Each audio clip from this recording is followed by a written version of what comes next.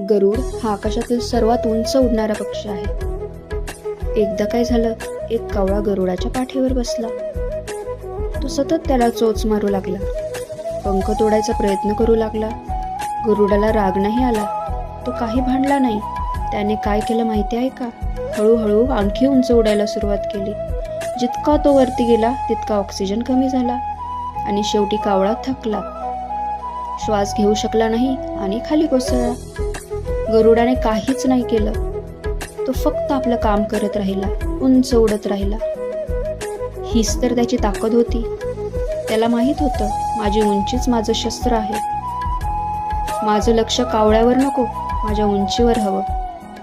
या कथेचा खूप अर्थ खोल आहे. जेव्हा लोक तुमच्यावर टीका करतात, टोमणे मारतात, तुम्हाला खाली ओढण्याचा प्रयत्न करतात, तुम्ही त्यांच्याशी भांडण्यात वेळ घालवू नका.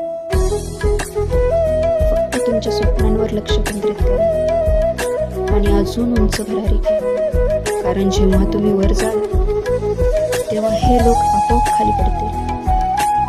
म्हणून लक्षात ठेवा, कावळे नेहमी ओरडतील, पण गरुड कधी उत्तर देत नाही. तो फक्त उंच भरारी घेतो.